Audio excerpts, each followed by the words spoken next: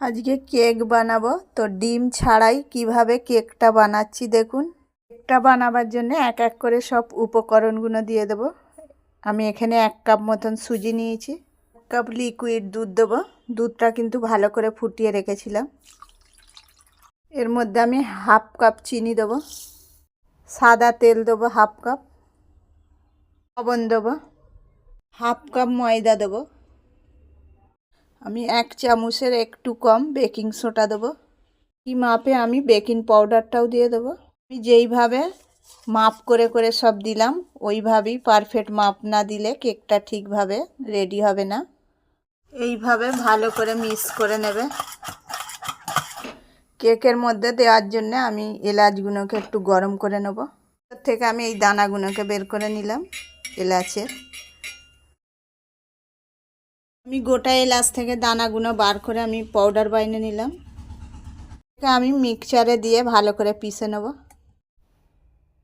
মিক্সচারে পিষে নিলাম আর ঠিক এতটাই ঘন হবে।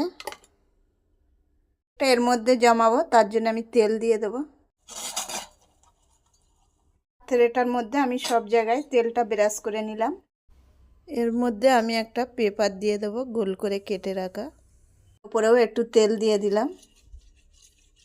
এবারে আমি কেকের মিশ্রণটা এর মধ্যে ঢেলে দেব। এইটাকে একটু ট্যাপ ট্যাপ করে নেব। কেকটা বানাবার জন্য আমি এখানে বালি নিয়েছি কড়াইয়ের মধ্যে। তোমরা চাইলে নুন ব্যবহার করতে পারবে। বালিটা গরম হয়ে গেছে, আমি এর মধ্যে একটা স্ট্যান্ড বসিয়ে দেবো। উপর থেকে আমি এটা ঢাকনা দিয়ে দেবো। বালিটা যেহেতু গরম হয়ে গেছে আমি আঁচটাকে একটু লো হিটে করে দেবো। উপর থেকে কিছু ড্রাই ফ্রুট সাজিয়ে দেবো।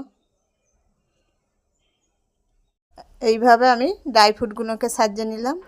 20 মিনিট পরে আমি দেখে নেব কি অবস্থায় আছে কেকটা। এখানে একটা কাঠির সাহায্যে আমি দেখে নিলাম, এর মধ্যে কোনো কাঠির গায়ে লাগছে না, তার মানে কেকটা আমার পারফেক্টভাবে রেডি হয়ে গেছে। এই দেখুন।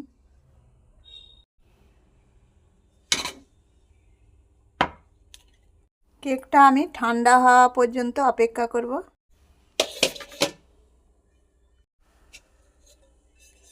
কাগজটা লাগিয়েছিলাম, এটা আমি খুলে দেব।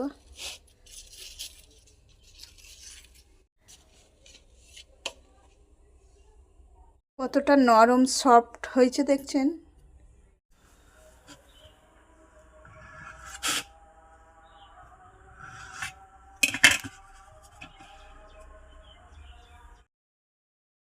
পঁচিশে ডিসেম্বর এসে গেল। তো তোমাদেরকে আমি পারফেক্টভাবে দোকানের মতন কেক বানিয়ে দেখালাম। রেসিপিটা প্রথম থেকে শেষ পর্যন্ত দেখবেন, আশা করছি তোমরাও বানাতে পারবে। আর রেসিপিটা ভালো লাগলে অবশ্যই একটা লাইক করবেন।